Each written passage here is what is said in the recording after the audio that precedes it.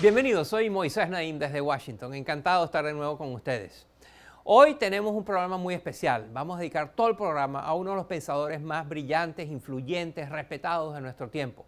Su trabajo, de hecho, ha sido destacado como fundamental por figuras como el expresidente de Estados Unidos Barack Obama o el magnate de la tecnología Bill Gates. Estoy hablando del filósofo e historiador israelí Yuval Noah Harari. Muy conocido, es autor de bestsellers que han vendido más de 35 millones de copias en todo el mundo. Han sido traducidos a más de 65 idiomas. Y es que, aunque Harari es profesor en el Departamento de Historia de la Universidad Hebrea de Jerusalén, sus conocimientos son buscados por personas fuera y dentro de la academia. Sus investigaciones buscan responder a las grandes preguntas de la humanidad, preguntas sobre la historia y el futuro de todos nosotros. Por ejemplo, ¿cómo consiguió el Homo sapiens, nuestra especie, ser la especie dominante del planeta? ¿Cómo ha sido nuestra especie capaz de llegar hasta el espacio y hasta manipular el código genético de la vida? Harari también es el fundador de Sapienship, una organización multidisciplinaria para la búsqueda de soluciones a amenazas como la disrupción tecnológica, por ejemplo, el colapso ecológico o una posible guerra mundial. Yuval Harari ya ha estado en una oportunidad anterior conversando conmigo en este programa, pero hoy es un placer tenerlo de nuevo con nosotros en el contexto del High Festival en Arequipa, Perú. Esta es mi conversación con Yuval Noah Harari. Miren. Tu libro, Sapiens, ha sido diseminado a través de muchas plataformas, de tus clases en la universidad, tus charlas, tus contactos con la gente, por la televisión, las charlas de TED, en fin, todas las plataformas. Y ahora lo vemos convertido en una novela gráfica. ¿Cuál de todas estas plataformas crees tú que ha tenido más impacto? Bueno, supongo que el libro ha tenido el mayor impacto. Si la idea es alcanzar una audiencia amplia y a diversas personas de diferentes clases sociales, entonces necesitas una combinación de medios. A lo largo de la historia, la gente ha utilizado diferentes medios, incluyendo las imágenes, para contar relatos del pasado. Por ejemplo, en la Europa medieval, lo vemos en el tapiz de Bayeux, que ilustra la invasión de Inglaterra por Normandía. Also for me as a writer, I think the graphic novel was the most fun project I ever worked on. Y al menos para mí como escritor, creo que la novela gráfica ha sido el proyecto más divertido en el cual he trabajado. Fue como dejar a un lado todas las convenciones académicas de cómo se escribe la historia para intentar algo completamente diferente. Por ejemplo, tenemos un capítulo sobre la historia de la desigualdad, que es un relato muy difícil, serio y trágico. Y para transmitirlo de una manera accesible, creamos a la detective López, un personaje ficticio que busca resolver los crímenes más grandes en la historia de la desigualdad. ¿Quién está detrás de ellos? ¿Y qué los está impulsando? Y esto nos dio la oportunidad de hablar de este tema tan difícil de una manera nueva e interesante. Fresh and engaging way. Sapiens fue publicado en el año 2011, ya hace 10 años. Si tuvieras que volverlo a escribir, ¿qué dejarías fuera? Bueno, en realidad lo estoy escribiendo nuevamente con esta novela gráfica que será publicada en varios volúmenes. Las ideas principales son las mismas, pero uno de los últimos capítulos del libro original habla sobre el declive de la violencia en las últimas décadas, sobre el declive de la guerra. Y en 2011 escribí que una guerra mundial en el próximo año era imposible. Por supuesto, en 2012 no hubo una guerra mundial, pero ahora veo las tensiones en auge en todo el mundo, especialmente entre China y Estados Unidos y en el Mar del Sur de China. Y una nueva guerra mundial ya no parece tan improbable como hace 10 años. Escribamos un nuevo capítulo de este libro, vamos a actualizarlo. Hubo claramente eventos que no se pudieron anticipar. Uno de ellos es la aparición del CRISPR, esta nueva tecnología revolucionaria que permite editar los genes de los seres humanos. Otro fue el impacto de la inteligencia artificial. La presidencia de Donald Trump, no solo como lo que él es, sino como el símbolo de una nueva era donde la política y el populismo se vuelven parte importante de la dinámica de la sociedad. Y luego está lo que algunos expertos ya llaman la nueva Guerra Fría entre China y Estados Unidos. Vamos a añadirle un punto de vista positivo. Dame las buenas noticias que podríamos incluir en este nuevo capítulo de Sapiens. We see growing awareness. Vemos una creciente concientización sobre los problemas de desigualdad, racismo, misoginia y homofobia. Y aunque hay regímenes en el mundo que intentan resistirlo, se trata de una fuerza histórica e importante. Si pensamos, por ejemplo, en la lucha por mayor igualdad para las mujeres, ha sido una de las revoluciones sociales más exitosas e importantes de la humanidad. Aunque aún no hemos alcanzado una sociedad completamente igualitaria, la situación es mucho mejor que hace 10 o 100 años. Cambió muy rápidamente y lo más sorprendente es que fue de manera pacífica. The feminists did not need to start any violent revolutions or wars or build concentration camps or execute people or... Las feministas no tuvieron que comenzar ninguna guerra violenta, construir campos de concentración o ejecutar a personas. El otro punto que resaltaría es que gracias al desarrollo científico, tecnológico y económico, tenemos el poder necesario para luchar contra todas las amenazas que enfrentamos. Por ejemplo, con solo invertir anualmente el 2% del Producto Interno Bruto Global en el desarrollo de tecnologías e infraestructuras ecológicas, podemos prevenir un cambio climático de proporciones catastróficas. Es completamente factible si logramos convencer a nuestros políticos de que la crisis climática es la principal prioridad. Ellos tienen la sabiduría y las habilidades para hacer las negociaciones y los compromisos necesarios. Ahora, eso es muy difícil, y no puedo asegurar que lo harán. Tal vez nuestros líderes no toman las decisiones correctas, y el resultado es catastrófico. And the result is catastrophic. Tú has criticado muy fuertemente la manera tan inadecuada que algunos gobiernos manejaron la pandemia. Háblanos de eso y del contraste entre cómo fue manejada por los políticos y gobernantes y cómo fue manejada por los científicos. If you look at the last 2 years since the beginning of this crisis, Si consideramos los últimos 2 años desde el comienzo de la crisis, se trata de un triunfo científico combinado con desastre político. Tomó apenas cerca de 1 año para producir en masa no una vacuna, sino varias. Por primera vez en la historia no estamos indefensos ante una pandemia. Los científicos produjeron las herramientas. Sin embargo, son los políticos quienes deben tomar las decisiones sobre cómo usar esas herramientas. Y esto fue un gran fracaso. Algunos gobiernos, como el régimen de Jair Bolsonaro en Brasil, respondieron de manera desastrosa. Aún así, el coronavirus no puede destruir la civilización humana. Somos más fuertes. Pero si los políticos no logran cooperar y desarrollar un plan ante amenazas más simples como la COVID-19, ¿qué probabilidades tendremos de unirnos ante amenazas más complicadas como el cambio climático o la guerra nuclear? Entonces, esto es lo que realmente me aterra. Todo el mundo se está ocupando de su país y de sus intereses. Si, por ejemplo, vacunas a todas las personas en tu país y dejas que el virus siga propagándose en otros países, habrá mutaciones. Y quizá una nueva variante del virus será más poderosa que tu vacuna, más mortífera y más infecciosa. Así que olvida la ética y la moralidad. Por tus mismas razones egoístas, debes proveer buen cuidado médico para las personas en todo el mundo. for people all around the world, Hay expertos que mantienen que el problema no son los políticos, los individuos, sino las condiciones en las que hay que gobernar hoy en día. Es imposible tener éxito gobernando un país. Y es que ahora con la política de identidad, por ejemplo, en la cual la gente se afilia a cuestiones de género, a cuestiones de raza, a cuestiones de región, en fin, la idea es pertenecer a una tribu, a un club. Y los políticos están destinados a fallar porque tienen que manejar todas estas fragmentaciones de la sociedad.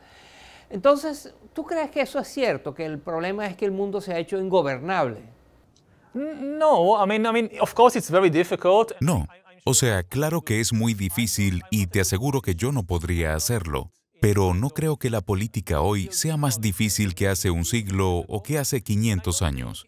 Y no creo que sea malo que haya más grupos que se hayan unido al debate político. Sí, es mucho más difícil llegar a un acuerdo, pero es un proceso de tomar decisiones mucho más representativo que refleja los intereses de un segmento más amplio de la humanidad.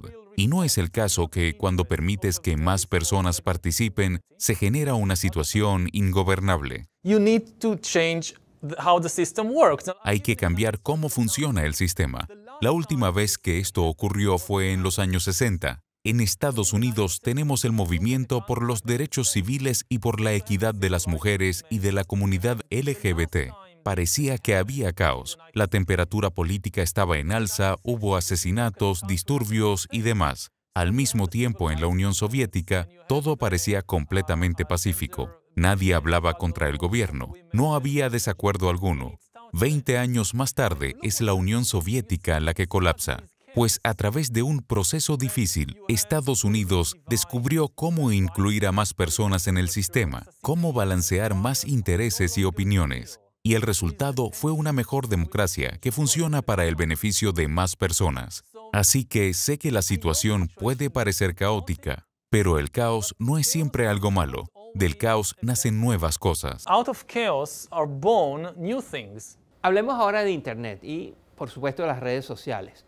La colaboración, la cooperación entre seres humanos, entre gobiernos, se ha vuelto más difícil con las redes sociales, en adición a lo que ya dije de las tribus y de la política de la identidad. Los llamados archivos de Facebook, por ejemplo, muestran el inmenso impacto que esta compañía tiene en la política.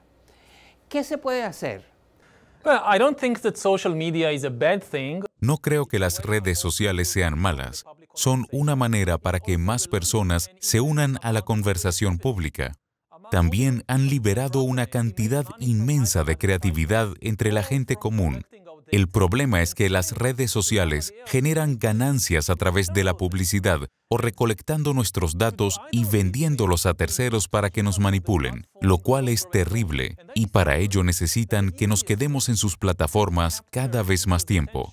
Y descubrieron que la manera más fácil de captar la atención de las personas es presionando esos botones del odio, del miedo o de la rabia en sus mentes. Nos muestran cosas que apelan a estos sentimientos y no podemos resistir ver más y más. So this business model should be outlawed.